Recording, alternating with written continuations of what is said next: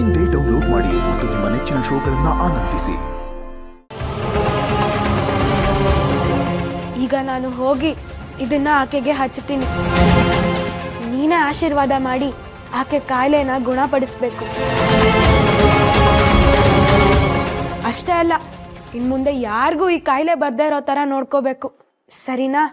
ನಂಬಿದ ಜನರಿಗೆ ಬೆಂಬಲ ತಾನಾಗಿ ಹಂಬಲಿಸಿದ ಫಲ ತುಂಬಿ ಕೊಡುವೋರನ್ನ ನಂಬಿ ಕೆಟ್ಟವರಿಲ್ಲವೋ ಈ ಗುರುಗಳ ನಂಬದೆ ಕೆಡುವರುಂಟೋ ಈ ಗುರುಗಳ ನಂಬಿ ಕೆಟ್ಟವರಿಲ್ಲವೋ ಈ ಗುರುಗಳ ನಂಬಿ ಕೆಟ್ಟವರಿಲ್ಲವೋ.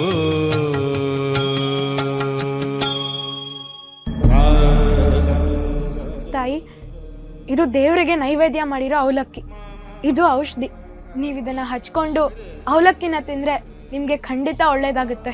ನನ್ನ ಚಳಿಗೆ ಕಂಬಳಿ ಕೊಟ್ಟೆ, ನನ್ನ ಹಸುವಿಗೆ ಹಣ್ಣು ಕೊಟ್ಟೆ, ನನ್ನ ನೋವಿಗೆ ಹಾರಕ್ಕೆ ಮಾಡಿದೆ. ಊರಿನ ಜನ ಎಲ್ಲ ನನ್ನ ಆಚೆ ಹಾಕಿದ್ರು.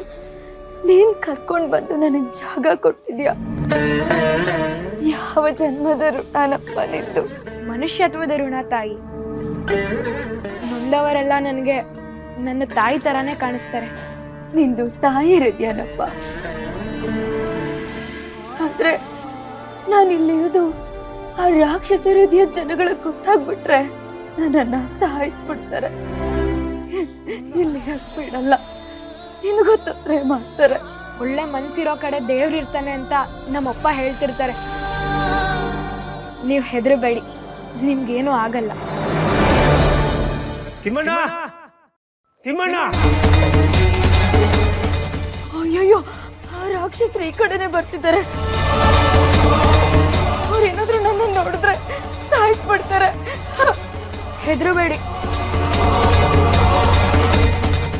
ಹಾ, ನೀವು ನಮ್ಮ ಮನೆ ಹಿತ್ಲಲ್ಲಿರಿ.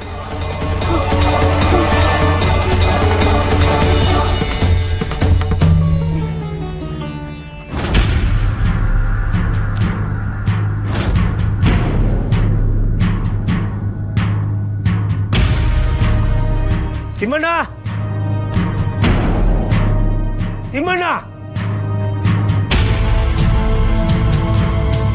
ತಿಮ್ಮಣ್ಣ, ತಿಮ್ಮಣ್ಣ!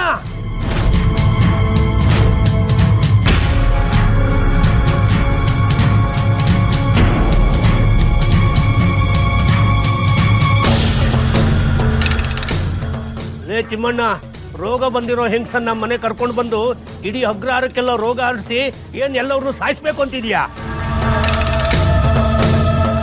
ನೋಡ್ರಪ್ಪ, ವಲಸೆ ಬಂದಿರೋನಿಗೆ ಜಾಗ ಕೊಟ್ಟು ಮಾಡಿದ ತಪ್ಪಿಗೆ ಮೂಲ ನಿವಾಸಿಗಳನ್ನೇ ನಾಮಾವಶೇಷ ಮಾಡಬೇಕು ಅಂತಿದ್ಯೇನಪ್ಪ? ಎಲ್ಲಿ ಅವಳು? ಕೇಳಿಸಿಲ್ಲ ಅನ್ಸುತ್ತೆ. ಎಲ್ಲಿ ಅವಳು? ಇಲ್ಲೇ ಇದ್ರು, ಇವಾಗ ಗೊತ್ತಿಲ್ಲ. ತಾತ, ಗೊತ್ತಿಲ್ಲ ಅಂತ ಸುಳ್ಳು ಹೇಳ್ತಿದ್ದಾರೆ. ಸಿಕ್ಕಿದ ತಕ್ಷಣ ಕೈ ಕಾಲು ಮುರಿಸ್ಬೇಕು. ಹೋಗೇಂದ್ರ, ನೀನಿನ್ನು ಚಿಕ್ಕ ಹುಡುಗ, ಹಾಗೆಲ್ಲ ಮಾತಾಡಬಾರ್ದು. ನನ್ನ ಮಗ ಮಾತಾಡಿದ್ರೆ ಚಿಕ್ಕೋನು, ನಿನ್ನ ಮಗ ಊರವ್ರ ವಿಷಯಕ್ಕೆಲ್ಲ ಮೂಗು ತೋರಿಸ್ತಾನಲ್ಲ, ಅವನೇನು ಮಹಾ ದೊಡ್ಡೋನ? ಇವನ್ ಜೊತೆ ಏನ್ರ ಮಾತು? ಅವಳು ಎಲ್ಲಿದ್ದಾಳೆ ಹುಡುಕಿ ಎಳ್ಕೊಂಡು ಬನ್ನಿ. ನೋಡಿ, ನಮ್ಮ ಮನೆಯೊಳಗೆ ಯಾರಾದ್ರೂ ಕಾಲಿಟ್ರೆ ಶ್ರೀಹರಿ ಮೇಲೆ ಆಣೆ. ಇವ್ ದೊಡ್ಡ ಭಕ್ತ ಪ್ರಹ್ಲಾದನ್ ತುಂಡು. ಶ್ರೀಹರಿ ಅಂತ ಕರೆದಾಕ್ಷಣ ಅವ್ ಕಂಬ ಹಿಡ್ಕೊಂಡು ಹೊರಗೆ ಬರ್ಲಿಕ್ಕೆ. ಏನ್ರೋ ನೋಡ್ತಿದ್ದೀರಿ? ಹೋಗ್ರೋ, ಹಿತ್ಲಲ್ಲೋ ಕೊಟ್ಟಿಗೆಲ್ಲೋ ಬಚ್ಚಿಟ್ಕೊಂಡಿರ್ತಾಳೆ. ಹೋಗಿ ಹೊರಗೆ ಕರ್ಕೊಂಬನ್ನಿ, ಹೋಗಿ.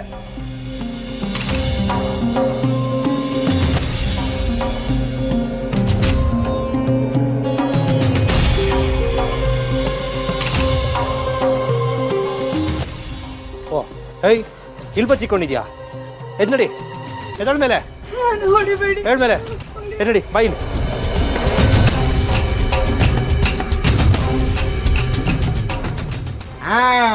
ನಾನು ಹೇಳಲಿಲ್ವಾ ಹಿತ್ಲಲ್ಲೇ ಬಚ್ಚಿಟ್ಟಿರ್ತಾರೆ ಅಂತ?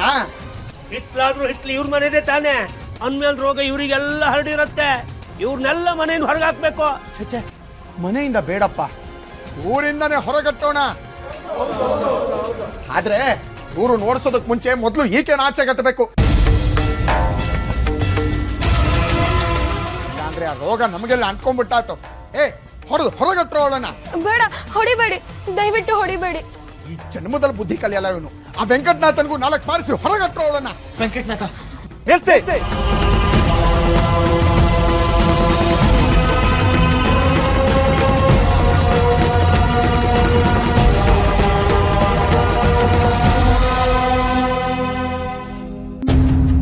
ಓಹೋ ಶ್ಯಾಮ್ ಭಟ್ರು ಬರ್ಬೇಕು. ನೀವೊಬ್ರು ಬಾಕಿ ಇದ್ರಿ. ನೀವು ವೈದ್ಯರೇ ತಾನೇ? ನೀವೇ ಹೇಳಿ, ಈಕೆಗೆ ಬಂದಿರೋ ರೋಗ ಎಷ್ಟು ಅಪಾಯಕಾರಿ ಅಂತ. ಎಲ್ಲ ಅಪಾಯಗಳಿಗೂ ಆ ಭಗವಂತ ಒಂದು ಉಪಾಯ ಇಟ್ಟೇ ಇರ್ತಾನೆ. ರೋಗಿಗಳನ್ನ ಆರೈಕೆ ಮಾಡೋದು ಪುಣ್ಯದ ಕೆಲಸ, ಹಿಂಸೆ ಮಾಡೋದು ಮಹಾಪಾಪ. ಕಾಯಿಲೆ ಬರಲಿ ಅಂತ ಯಾರು ಬಯಸೋದಿಲ್ಲ, ಕರ್ಮಕ್ಕೆ ಅನುಸಾರ ಅದು ಬರುತ್ತೆ. ಈಗ ಈಕೆಗಿರೋ ಕಾಯಿಲೆ ಮುಂದೆ ನಮಗೂ ನಿಮಗೂ ಯಾರಿಗೆ ಬೇಕಾದರೂ ಬರ್ಬೋದು. ಆದರೆ ಒಂದು ಮಾತು, ದರ್ಬೆ ಹಿಡಿಯೋ ಕೈನಲ್ಲಿ ದಂಡ, ಮಂತ್ರ ಹೇಳೋ ಬಾಯಿನಲ್ಲಿ ಬೈಗುಳ ಬಂದರೆ ಆ ಭಗವಂತ ಯಾವತ್ತೂ ಕ್ಷಮಿಸೋದಿಲ್ಲ. ನಿನ್ನೆ ವೆಂಕಟನಾಥ ಬಂದು ಔಷಧಿ ಕೇಳಿದಾಗ ಊರಿಗೆ ಎದುರ್ಕೊಂಡು ನಾನು ಹಿಂಜಾರ್ದೆ. ಆದರೆ ತಪ್ಪು ಅಂತ ಅರಿವಾಗಿ ಈಗ ನಾನೇ ಬಂದೆ. ತಾಯಿ, ನಮ್ಮ ವೆಂಕಟನಾಥಂದು ಒಳ್ಳೆ ಮನಸ್ಸು. ಶ್ರೀಕೃಷ್ಣನಿಗೆ ನೈವೇದ್ಯ ಮಾಡಿರೋ ಅವಲಕ್ಕಿನ ನಿನಗೆ ಕೊಡ್ತಾ ಇದ್ದಾನೆ. ನೀನು ಪುಣ್ಯ ಮಾಡಿದ್ಯಮ್ಮ. ವೆಂಕಟನಾಥ, ನಿನ್ನೆ ನೀನು ಬಂದು ಕೇಳ್ಕೊಂಡು ಹೋದಾಗಲೇ ನನಗೆ ಅನುಮಾನ ಬಂತು. ಬೇವು, ಪಚ್ಕರ್ಪುರ, ಅರಿಶಿನ, ಗಂಧ ಎಲ್ಲ ಹಾಕಿ ಔಷಧಿ ತಯಾರು ಮಾಡಿರ್ಬೇಕಲ್ವಾ? ಹೋಗು, ನೀನೇ ನಿನ್ನ ಕೈ ಹಾರ ಗಂಧ ಹಚ್ಚಿ ಅವಲಕ್ಕಿ ತಿನ್ಸಪ್ಪ. ಶ್ಯಾಮ್ ಭಟ್ರೆ, ಮಾರಕ ರೋಗ ರೀ ಅದು. ಆಚಾರ್ಯರೇ, ದೈವ ಸಂಕಲ್ಪದ ಮುಂದೆ ಯಾವುದೂ ಮಾರಕ ಅಲ್ಲ. ಧರ್ಮದ ಹರಿಕಾರ, ಕರ್ಮದ ಪರಿಹಾರ. ಧರ್ಮದ ಹರಿಕಾರ, ಕರ್ಮದ ಪರಿಹಾರ ನೀನಲ್ಲವೇ?